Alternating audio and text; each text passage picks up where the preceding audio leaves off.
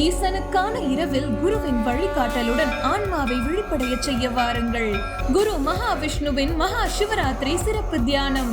சுவாசம் பதிப்பகம் வழங்கும் சத்தியப்பிரியனின் நாவல் வடிவில் மணிமேகலை புத்தகம். தமிழின் இரட்டை காப்பியங்களில் ஒன்றான மணிமேகலை நாவல் வடிவில் எளிய தமிழில் புத்தகத்தை பெற திரையில் தெரியும் எண்ணை தொடர்பு கொள்ளவும். எந்த தலைவரால் கூட பேசும்போதோ செய்யும்போது ஸ்பார்க் வரணும். அந்த ஸ்பார்க் ராகுல் காந்தி கிட்ட இல்லையே. ரஜினி ரசிகர்கள்லாம் நாங்கள் விஜய் மேலே முட்டை அடிக்க போகிறோம், அழுகுன முட்டை அடிக்க போகிறோம், அவரை அவமானப்படுத்த போகிறோம் அப்படின்லாம் சொல்லிக்கிட்டு இருக்காங்க. இது ரஜினி ரசிகர்கள் அவங்களா முன் வந்து பண்ணுறாங்களா, இல்லை இதுக்கு பின்னாடி வேற யாரும் இருக்காங்கன்னு சந்தேகம் இருக்காங்க. ஏங்க இது நல்லது கிடையாதுங்க. ஓகே சார், இப்போ எம்பிக்கள் பார்த்தீங்க அப்படின்னா நவாஸ் கனியா இருக்கட்டும், சு வெங்கடேசனா இருக்கட்டும், நாங்கள் ஒரு மக்கள் பிரதிநிதி அப்படிங்கிறத மறந்துட்டு ஒரு சார்புக்கு மட்டும் ஆதரவு கொடுக்குறாங்க திருப்பரங்குன்ற விவகாரத்தில் அப்படின்னு ஒரு குற்றச்சாட்டு இருக்கு. இந்த குற்றச்சாட்டு உண்மைதானா சார்? இதே சு வெங்கடேசன் எதுக்குறாரு இல்லையா? இதே சு வெங்கடேசன் காவல் கோட்டத்தில் என்ன எழுதியிருக்காரு? சிக்கந்தரை கொண்டாங்கன்னு இவரே சொல்லியிருக்காருல. இவர் நேரத்து தக்கன ஒரு வேஷம் போட்டா அந்த வெங்கடேசன் என்ன அர்த்தம்? எதை எடுத்தாலும் பிஜேபி திட்டுறாரு. நோட்டா, நீ இருக்கிற தொகுதியா மதுரை தொகுதி, முல்லை பெரியார் கூட போய் பேசியிருக்கியா? நீ ஒரு எம்பி, அந்த தொகுதி எம்பி தானே. அதிமுக பிளவாகுமா, இல்லை ஒரு சிலர் என்ன நினைக்கிறாங்க, பாரதிய ஜனதா கட்சியோட கூட்டணிக்கு போகலாம்னு சொல்கிறாங்க. எடப்பாடி அதை ஒத்துக்கல.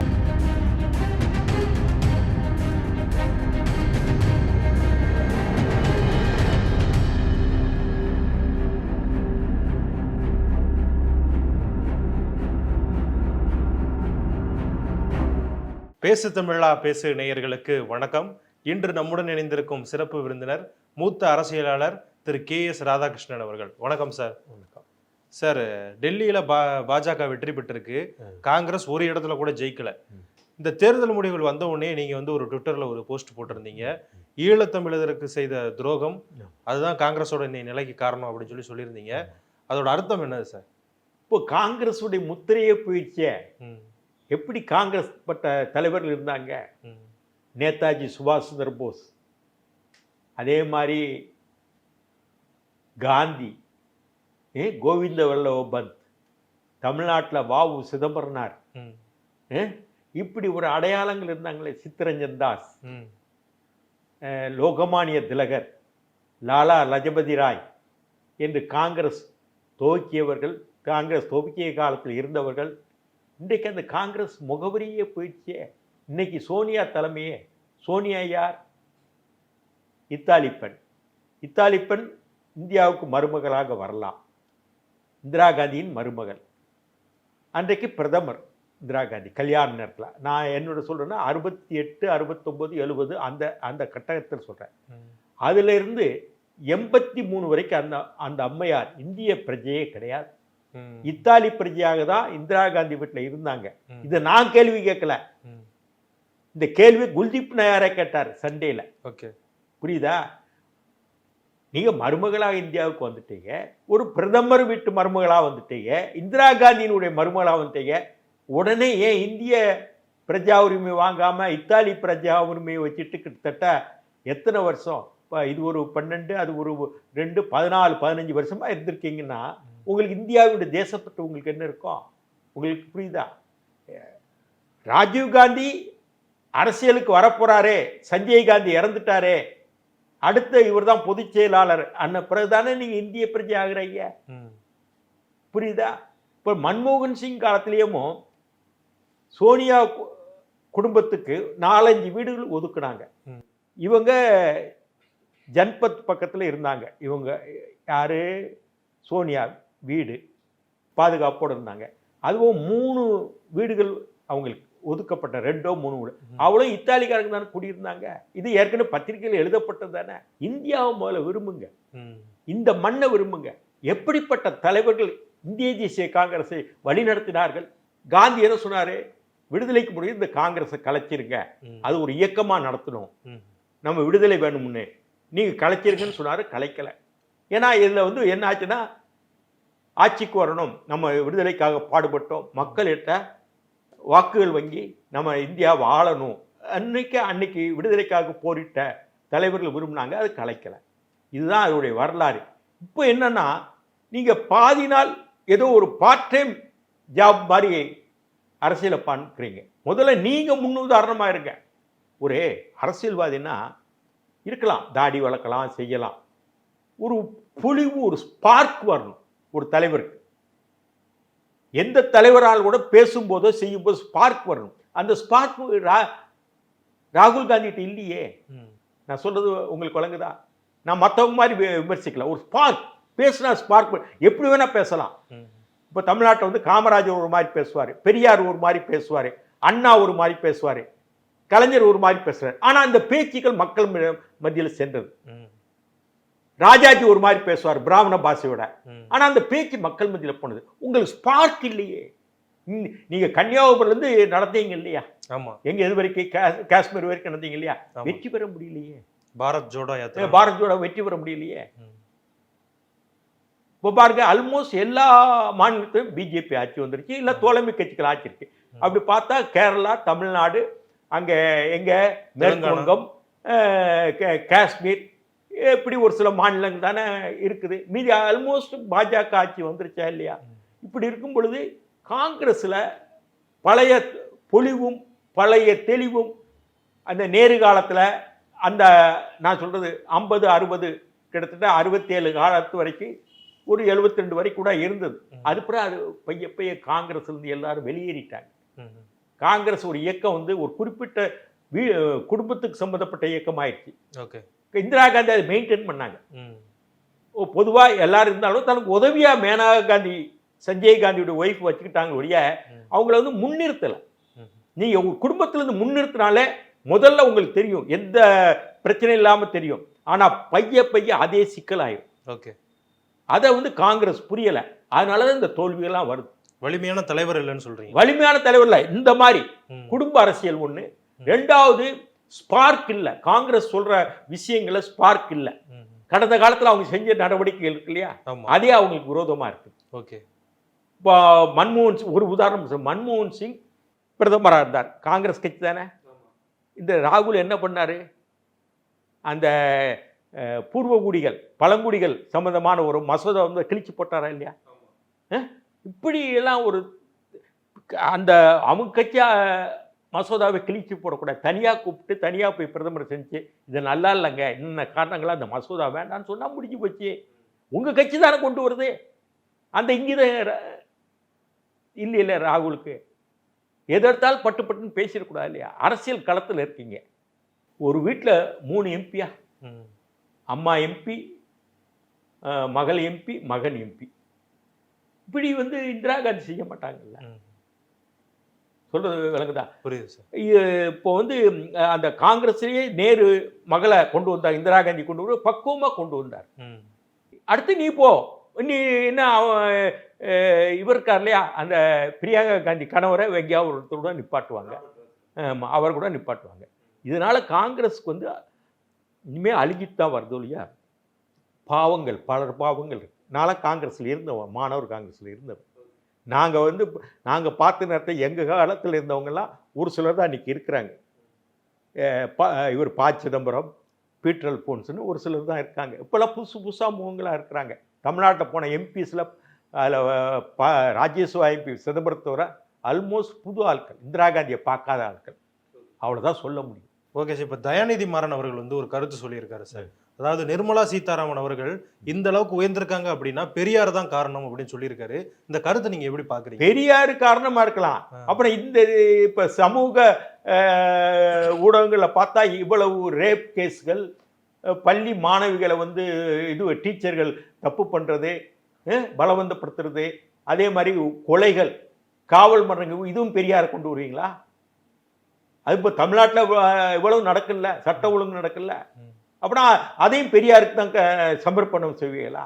நான் சொல்றதுக்கு நிர்மலா சீதாராமன் என்ன ஒரு பிராமண குடும்பத்தில் பிறந்தவங்க. மதுரையில் படித்து, விழுப்புரத்தில் படித்து, திருச்சி சீதாராம ராமசாமி காலேஜில் படித்து, டெல்லியில் போய் படித்தாங்க. இதில் என்ன பெரியாரால் அவங்க என்ன பயன்பெற்றாங்க? பெரியாரால் அவங்க என்ன பயன்பெற்றாங்க? இல்லை எனக்கு தெரியாமல். இது எவ்வளோ அவத்தமான இது வாதம். இது எப்படி சரியான வாதம்? யாராவது ஒருத்தவங்க போய் சாதிச்சிட்டாலே அதுக்கு காரணம் பெரியார் தான். எது எடுத்தாலும் பெரியார்னா அவங்கவுங்க திறமையில அவங்க படிச்சு வந்திருக்காங்க. பெரியார் இல்லைன்னு சொல்ல, பெரியாரை மதிக்கிறோம். அவர் எந்த இதுக்கு வரல, எந்த பதவிக்கும் அவர் வரல, ஒரு இயக்கத்தை நடத்துறார், அது வேற விஷயம். ஆனா எல்லாமே பெரியாருன்னு நம்ம சொல்ல முடியாதுங்க. அது நிர்மலா சீதாராமன் பொறுத்தவரை இது அபத்தமான பேச்சு. அவங்க சார் இந்த இப்போ ஒரு பட்ஜெட் ஒதுக்கி இருக்காங்க, மிடில் கிளாஸ் மக்களுக்கு வந்து சாதகமா இருக்கு அப்படின்னு தான் சொல்லப்படுது. ஆனாலுமே அது மேல வந்து பாத்தீங்க அப்படின்னா நிறைய குறைகள் சொல்றாங்க. நிர்மலா சீதாராமன் எது பண்ணாலுமே அவங்க வந்து பிராமண குடும்பத்தை சேர்ந்தவங்க, பிராமண சமுதாயத்தை சேர்ந்தவங்க அப்படிங்கிறனாலேயே அவங்க மேல பல விமர்சனங்கள் வைக்கப்படுது. இதை நீங்க எப்படி சார் பாக்குறீங்க? சரிங்க, இவங்களுக்கு பிராமண வக்கீல் வேணும், கபில் சிபில் வேணும், பிராமண ஆடிட்டர் வேணும். கலைஞர் காலத்தில் ஜி ராமசாமின்னு பிராமண வக்கீல் வேணும். அதுக்கு மட்டும் வக்கீல்கள் இதுக்கு மட்டும் வேணுமா? இதே தயாநிதிமார் எங்க கல்யாணம் பண்ணாரு? பிராமண குடும்பத்தில் தான் கல்யாணம் பண்றாரு, ஹிந்து குடும்பத்தான் கல்யாணம் பண்றாரு. நீங்களே கண்ணாடி வீட்டு இருந்து கல்லெறிஞ்சா என்ன அர்த்தம்? இதை விட நான் என்ன சொல்ல முடியும்? ஓகே, இன்னும் என்ன சொல்றேன், வேற யாராருந்தா டை அடிப்பாங்க, இந்த மாதிரி டை அடிக்காம எளிமையா இருக்காங்க, காட்டன் புடவை கட்டிட்டு வராங்க. உங்களுக்கு புரியுதா? மற்றவங்க ஒரு சில பொறுப்புகளில் இருந்தாங்களே, முதலமைச்சர் பொறுப்புகளில் பல்வேறு பொறுப்புகளில் இருக்காங்க இல்லையா, அவங்களாம் டை அடித்து செஞ்சு தன்னை ஒரு நல்ல விதமாக மக்கள் மத்தியில் இருக்கணும், நாம் இருக்கணும், நம்முடைய தோற்றப்பொழிவு இருக்கணும்னு நினைக்கிறாங்க. அதெல்லாம் அந்த மாதிரி என்ன இல்லை இல்லையா? கையில் வளையலும் காணும், வாட்சிங் காணும், ஒரு சாதாரண இந்த இது பவள போட்ட இது செயின் ஒன்றுமே இல்லையே, எளிமையாக இருக்காங்கல்ல. உங்களுக்கு புரியுதா? இதை விட எளிமையான ஒரு பெண்ணை நீங்க பாராட்டா, பிராமணங்கனால நீங்க அவளை தரக்குறைவா பேசக்கூடாது இல்ல. இன்னைக்கு வந்து பிரசாந்த் கிஷோர் அவர்கள் வந்து பனையூருக்கு வந்திருக்காரு, விஜய் அவர்கள் கூட சந்திச்சதா சொல்லப்படுது, கூட வந்து ஆதவ அர்ஜுனா இருக்காரு. இது என்ன அரசியல் நகர்வா சார் காட்டுது? போன தேர்தலுக்கு அவர் வந்து திமுகவுக்கு தான் வேலை செஞ்சாரு, இந்த தேர்தல் விஜய்க்கு வேலை செய்ய வாய்ப்பு இருக்கா? இருக்கலாம், விஜய்க்கு வாய்ப்பு இருக்கலாம். ஏன்னா அவங்கள பொறுத்தவரை விஜய் என்ன மாதிரி வரப்போறாரு, கூட்டணி ஏற்றுக்கிட போறாரா, கூட்டணி யார் கூட போக போறாங்க. நான் ஏற்கனவே உங்ககிட்ட பதிவு பண்ண திருமாவளவன், கம்யூனிஸ்டுகள், காங்கிரஸ் அவங்க கூட போவாங்கிறத மாதிரி பதிவு பண்ணேன். இப்போ அதுக்கான சூழ்நிலை எப்படி இருக்குன்னு தெரியல.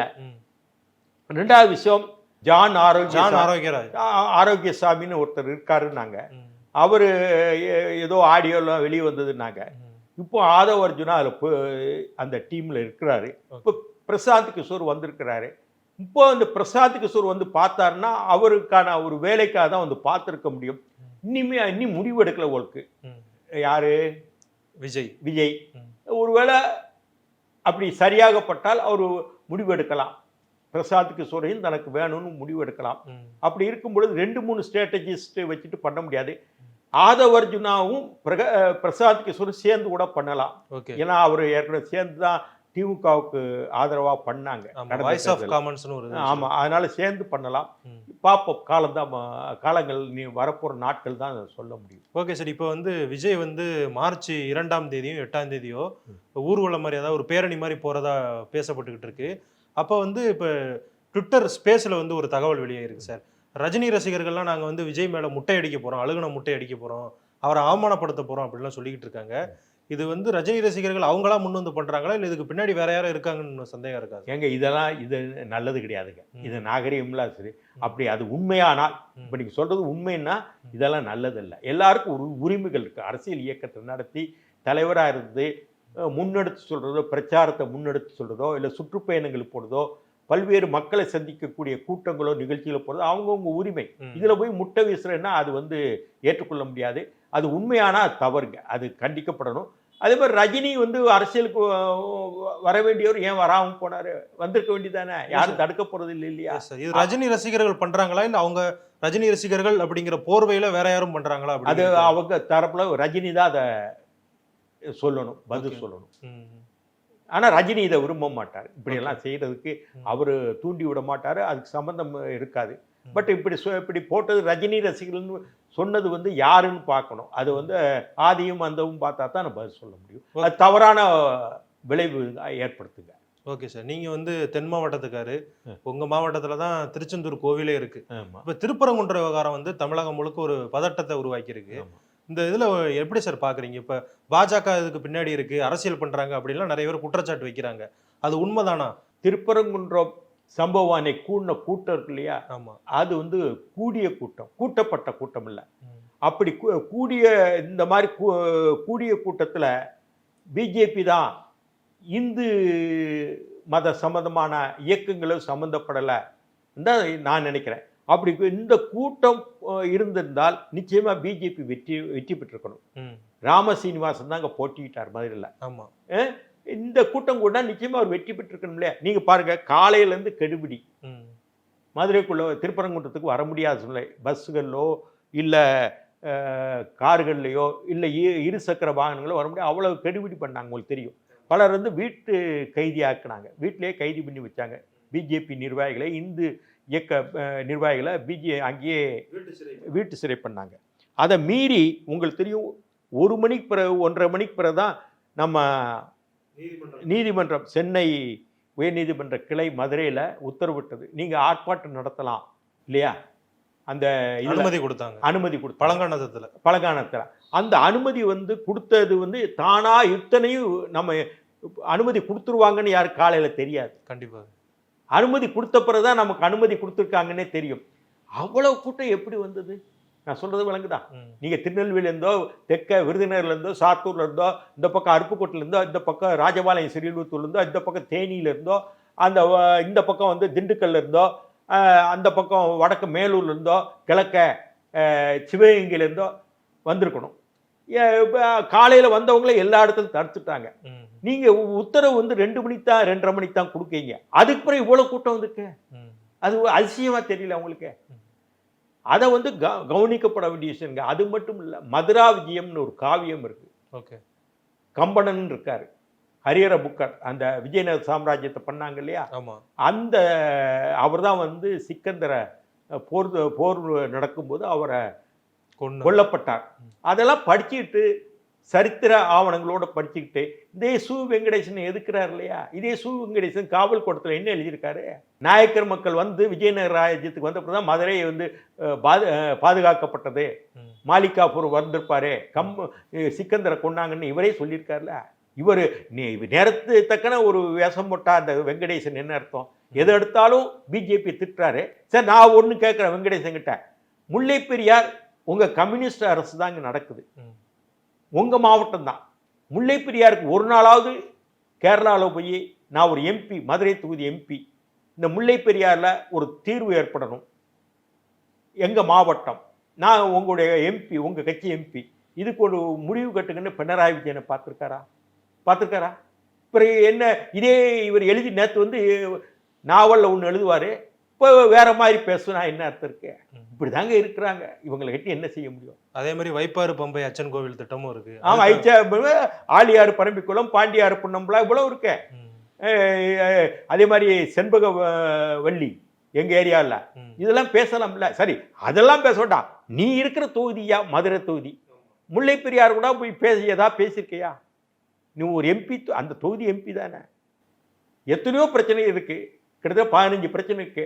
நெய்யாறு, கன்னியாகுமரி நெய்யாறு, அடவினைனாறு, அதே மாதிரி அச்சங்கோவில் பம்பை வைப்பாறு, செண்பகவல்லி, அழகரணை திட்டம், முல்லை பெரியாறு, ஆழியாறு பரம்பிக்குளம், பாண்டியாறு புன்னம்புலா, சிறுவாணி, பம்பாறு, அமராவதி, இத்தனை விஷயங்கள் கேரளாவோட நமக்கு டிஸ்பியூட். தெற்க கன்னியாகுமரி, கொங்கு மண்டலத்தை, இத்தனை விஷயங்களோட குறிப்பா உங்க தொகுதியை சார்ந்த முல்லை பெரியாராவது போய் பேசுறீங்களா? உங்க ஆட்சி தான் நடக்குது, கம்யூனிஸ்ட் கட்சி ஆட்சி.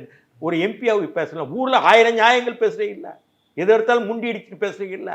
நீங்க எப்போ கம்யூனிஸ்ட் வந்தீங்க? கம்யூனிஸ்ட் தோழரா எப்போ ஆனீங்க? நீங்க எப்போ நீங்க வந்து ஒரு போன தடவை எம்பி, இந்த தடவை, அதுக்கு முன்னாடி ஒரு 3-4 வருஷத்துக்கு முன்னாடி வந்தீங்க. எழுத்தாளருங்கிறது தாமுசாவுல வந்தீங்க, காவல் கோட்டில் இருந்தீங்க. அதுக்கு முன்னாடி உங்களுடைய பார்வை எந்த கட்சியில் இருந்தது? நான் கேட்குறேன். ஓகே சார், இப்போ எம்பிக்கள் பார்த்தீங்க அப்படின்னா நவாஸ் கனியா இருக்கட்டும், சு வெங்கடேசனா இருக்கட்டும், நாங்கள் வந்து ஒரு மக்கள் பிரதிநிதி அப்படிங்கிறத மறந்துட்டு ஒரு சார்புக்கு மட்டும் ஆதரவு கொடுக்குறாங்க திருப்பரங்குன்ற விவகாரத்தில் அப்படின்னு ஒரு குற்றச்சாட்டு இருக்கு. இந்த குற்றச்சாட்டு உண்மைதானா சார்? இதே இவர் தான் எழுதியிருக்காரு வெங்கடேசன் காவல் கோட்டத்தில். இப்போ அதுக்கு மறுத்து தன்னுடைய நிலைப்பாட்டை மாற்றிக்கிட்டா என்ன சொல்லுங்க? இதை போய் உங்களுக்கு கேட்டு என்ன மாரடிக்க விடுங்க சார். இன்னைக்கு வந்து உங்களுடைய பேட்டி வந்து இந்து தமிழ் திசையில் வெளியாகி இருக்கு. அதில் வந்து நீங்கள் பெரியார் அவர்கள் குறித்தும் பிரபாகரன் அவர்கள் குறித்தும் எழுதியிருந்தீங்க. ஸோ அது தொடர்பாக இன்னைக்கு வந்து சீமான் அவர்கள் ஒரு பேட்டி கொடுத்துருக்காரு. உங்களுடைய கட்டுரையை பார்த்துட்டு தான் அவர் அந்த பேட்டி கொடுத்துருக்காரு சார். அதில் என்ன சொல்லியிருக்காருன்னா, பெரியாரே பிரபாகரனே வந்து சொன்னாலும் பெரியாரை நான் ஏற்றுக்க மாட்டேன் அப்படிங்கிற மாதிரி சொல்லியிருக்காரு. இதை எப்படி பார்க்குறீங்க? எனக்கு அது தெரியலைங்க. இதே சீமான் என்ன சொல்றாருன்னா, எதிர்வினையாற்றினார். எப்படின்னா, பிரபாகரனே பெரியாருக்கு எதிராக பேசியது உண்டு என்று பேசுனதெல்லாம் வந்தது இல்லையா, ஆமா. அவருக்கு எதிராக தான் இருந்தாருன்னு. ம். இப்போ நான் என்கிட்ட பேட்டி கேட்டாங்க, ம். நான் ஒரு சில சம்பவங்களை சொன்னேன். ம். பிரபாகரன் என் கூட தங்கினவர், என் கூட இருந்தவர், அவரும் நானும் தமிழ்நாடு முழு சுத்தவங்க. பிரபாகரன் என்ன சொன்னார்னா, பெரியாரை பற்றி ஒரு வார்த்தை அவர் பேசுகிறேன், திராவிட இயக்க தலைவர்களையும் பற்றி பேசுகிறேன். என்னுடைய திருமணத்தை தான் கலைஞர் பிரபாகரன் சந்திக்கிறார். என்னுடைய திருமணத்தில் அவர் என்ன கேட்டார், ஒரு சிலர் 2-3 விஷயங்கள் மட்டும் சொல்லிடுறார். ஆனமுத்து பிரபாகருடைய சிந்தனைகளை பற்றி ஒரு தொகுப்பு 3 வால்யூம் போட்டார். கபீர் பிரஸ்ல அடிச்சாங்க. அந்த புத்தகம் ஒரு கட்டத்தில் கிடைக்கல எங்கேயும். நான் சொல்றது 82-83 கட்டங்கள்ல. அப்ப நான் என்னாச்சுன்னா, லைப்ரரியில, கோவில்பட்டியில் லைப்ரரியில இருந்தது 3 வால்யூம். சுப்புராஜ்னு ஒருத்தர் எங்க ஊர்க்காரர், அவர் பேர்ல எடுத்து வர சொல்லி பிரபாகர்கிட்ட கொடுத்து அதை படிச்சுட்டு இருந்தார். பென்சிலாலாம் மார்க் பண்ணுவார். பெரியார் சிந்தனைகள் ஆனமுத்து எழுதுனா மார்க் பண்ணுவார். ஆர்வம் இல்லைன்னா அது படிக்க மாட்டார். என்கிட்ட தொடர்ந்து பேசிக்க அந்த புத்தகம் வேணும்னு கேட்டு நான் வாங்கிட்டு வந்து கொடுத்தேன். லைப்ரரி இருந்து எடுத்துட்டு வந்து கொடுத்தேன். வாங்கிட்டு வந்து புத்தகமே அச்சில் அப்போ இல்லை, கிடைக்கல. 2வது என்னாச்சுன்னா, அவர் இந்த வயர்லெஸ்லாம் எடுத்துகிட்டு போயிட்டாங்கன்னு உண்ணாவிரதம் இருந்தாருன்னு சொல்லுவாங்க இல்லையா அடிக்கடி இந்திரா நகர்லாம். அப்போ நெடுமாறன் ஆஸ்திரேலியாவுக்கு போயிட்டார். அந்த உண்ணாவிரத்தை முடிச்சு வைக்கணும். இப்போ நான் முடிச்சு வைக்க முடியாது, அடையெல்லாம் சாதாரண ஒரு இளைஞர் தான். ஒரு முடிச்சு வைக்கிறதுக்கு ஒரு தலைவர் வேணும். எம்ஜிஆர் அவருக்கு ஆதரவான ஆள். நான் சொல்றது விளங்குதா? எம்ஜிஆர் முதலமைச்சர், ஒரு அரசாங்கத்துடைய ஏற்று அவர் உண்ணாவிரதம் இருக்காரு. எம்ஜிஆரை கூப்பிட்டு வர முடியாது. நான் சொன்ன பக்கத்தில் தானே வீரமணி இருக்காரு, திராவிட கழக ஆசிரியர் வீரமணி இருக்கிறாரு, அவரை அழைச்சிட்டு வரேன் அண்ணு. அண்ணன் தாராளமாக, அவர் மூத்த தலைவர் தான், அழைச்சிட்டு வாங்க அண்ணு. நான் கூப்பிட்டு வந்து அந்த உண்ணாவிரத்தை முடிச்சு வச்சதெல்லாம் உண்டு. அதே மாதிரி அவர் பெரியாரிஸ்ட் பல பேர் அவரோட தோழர்களாக இருந்தாங்க. இந்த மாதிரி ஒரு சூழ்நிலை அவர் பெரியாருக்கு எதிராக இருந்தாப்புல எனக்கு தெரிஞ்ச வரைக்கும் இல்லை. நான் கிட்டத்தட்ட 77-87 10 வருஷம் தொடர்ந்து அவரோட பழக்கத்தில் இருந்தவன். பிறகு நாட்டுக்கு போகும்போது கூட பெரியாரை பற்றி அவர் ஒன்றும் சொன்னதில்லை. நான் அவரை சந்திக்க போயிருக்கேன். இப்படி தான் ஏன் பார்வையில் இருந்தது. இவர் எந்த அடிப்படையில் வந்து பெரியாருக்கு எதிராக இருந்தார் பிரபாகரன் எப்படி சொன்னாருன்னு தெரியல சீமான். அவர் சந்திச்சது சில நிமிடங்கள் தான். புரியுதா? எது எடுத்தாலும் அதை மாற்றி பேசிடக்கூடாது. ஓகே சார், இன்னைக்கு வந்து அதிமுகவில் வந்து ஒரு உட்கட்சி பூசல் ஆயிருக்கு அப்படின்னு சொல்லப்படுது. அதாவது நேற்று வந்து அத்திக்கடவு அவிநாசி திட்டத்தை கொண்டு வந்ததற்காக எடப்பாடி பழனிசாமி அவர்களுக்கு பாராட்டு விழா நடத்துறாங்க. அதுல வந்து எம்ஜிஆர் படமும் இல்லை, ஜெயலலிதா அவர்கள் படமும் இல்லை அப்படின்னு சொல்லிட்டு செங்கோட்டையன் அந்த விழாவை புறக்கணிச்சிருக்காரு. இது கட்சிக்குள்ள ஒரு உட்கட்சி பூசல் வர்றதுக்கான வாய்ப்பா இருக்கா சார்? என்னை பொறுத்தவரை என்னுடைய பார்வை அனுமானம், எடப்பாடி பழனிசாமியை விட செங்கோட்டையான் சீனியர். எம்ஜிஆர் காலத்திலேயே இருக்கிறார். ஆமா, எம்ஜிஆர் காலத்துலேருந்து வந்த ஒரு பார்த்தா மூத்த ஆளா அவர் தான். ஆமா. ஓ பன்னீர்செல்வம் திடீர்னு பெரியகுள சேர்மனாக இருந்து முதலமைச்சரானார். எடப்பாடி பழனிசாமி 89 எம்எல்ஏ ஆனார். முத்துசாமி இன்னைக்கு திமுக முத்துசாமியால வந்தவர். அவர் ஈரோடு முத்துசாமி இன்னைக்கு அமைச்சராக இருக்காலே ஒரு ஆள் வந்து. இப்போ ஒரு காம்ப்ளெக்ஸ் அங்கே இருக்குது. கொங்கு மண்டலத்தில் தான் அதிமுக முக்கியமாக இருக்கின்றது. ஆமா. இப்போ செங்கோட்டையான் வந்து எம்ஜிஆர் காலத்தில் இருந்து அவர் இருக்கிறாரு. பிறகு ஜெயலலிதா காலத்தில் வர்றாரு. அவரை வந்து அவர் மேலும் வளர்விடாமல் ஏதோ ஒன்று, இப்போ நாங்களாம் அரசியலில் எங்களை பொறுத்தவரை ஒரு வாய்ப்பும் கொடுக்க மாட்டாங்க, உழைப்பாங்க. அப்படி அவர் வந்து ஒரு எம்எல்ஏ ஆனாலும் அமைச்சரோட நிப்பாட்டுவார். அதுக்கு மேலே அவர் போக முடியலை. அது ஏன் பார்வை, அது என்னன்னு தெரியல, ஏன் அனுமானத்தில் இதெல்லாம் பேசுகிறேன். அப்படியான சூழ்நிலையில் ஒரு காம்ப்ளெக்ஸ் இருக்கலாம். செங்கோட்டையானுக்கும் எடப்பாடி பழனிசாமிக்கும் இதுவரைக்கும் அமைதியாக இருந்தார். இப்போ வந்து தேர்தல் வருது. இப்போ எடப்பாடி பழனிசாமினார், நான் தான் கட்சி, யாரும் சேர்க்க விட மாட்டேன், நான் சசிகலாவையோ தினகரனையோ ஓப்பனிஸ் சேர்க்க விட மாட்டேன்னு ஒரு பக்கத்தில் போயிட்டு இருக்கு. இன்னொரு பக்கம் கொங்கு மண்டலத்தில் அந்த ஜெயலலிதா காலத்தில் அந்த சுற்றுப்பயணங்களாக போவாங்களே, அப்போ செங்கோட்டையன் தான் முன்னாடி நின்று எல்லாம் ஏற்பாடு பண்ணுவார். இப்போ செங்கோட்டையானுடைய இருப்பு அதிமுகவில் பெருசா தெரியல, தெரியுதா? இப்படியான ஒரு காம்ப்ளெக்ஸ் அரசியல் இருக்கலாம். அதுபோக என்ன ஆச்சுன்னா, நேற்று அத்திக்கடவு அவிநாசி அந்த இது இருந்தாங்களே, அது வந்து விவசாயிகள் நடத்துனாங்க, அது வந்து பொதுவான ஆட்கள் நடத்துறாங்க, அதனால படம் வைக்கல அன்னு ஒரு கருத்தை சொல்றாங்க. இது வந்து போக போக தான் தெரியும்.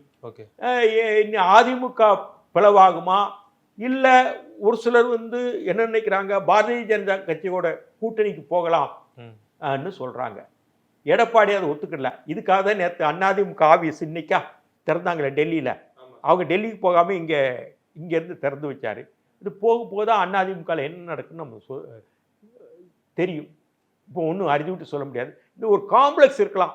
செங்கோட்டையான் நம்ம சீனியராக இருந்தோம், நம்ம இப்படியே தானே இருக்கிறோம், கோபிச்செட்டிப்பாளையத்துக்கு வெளியே நம்மளை வெளியே நிகழ்ச்சிகள் எதுலையும் கலந்துக்கிட முடியாது, முக்கியமாக நம்ம இல்லையே அங்கிற வருத்தங்கள் இருக்கலாம். அது எந்த அளவு போகுது, எப்படி போகுது, இது என்னுடைய அனுமானத்தில் சொல்கிறேன், என்னுடைய பார்வையில். ஆண்டு காலம் சீனியராக இருந்து வந்தவர் எடப்பாடியோட. இவர் 89 தான் எம்எல்ஏ ஆகிறார்.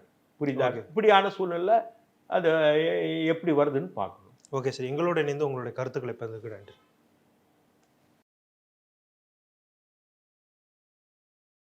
அஸ்வினி நட்சத்திரக்காரர்கள் ஒரு வீட்டில் இருக்காங்கன்னா என்ன மாதிரி பொம்மைகள் வைக்கலாம்? பொதுவாக அஸ்வினி நட்சத்திரம் சொல்லிட்டாலே இந்த மாதிரி ஆன்மீகம் மற்றும் ஜோதிடம் சார்ந்த இன்னும் பல வீடியோக்கள் பார்க்கணுமா? மறக்காம திருவருள் டிவிக்கு சப்ஸ்கிரைப் பண்ணுங்க. திருவருள் டிவியுடைய சேனல் லிங்க் இந்த வீடியோடைய டிஸ்கிரிப்ஷன்ல இருக்கு.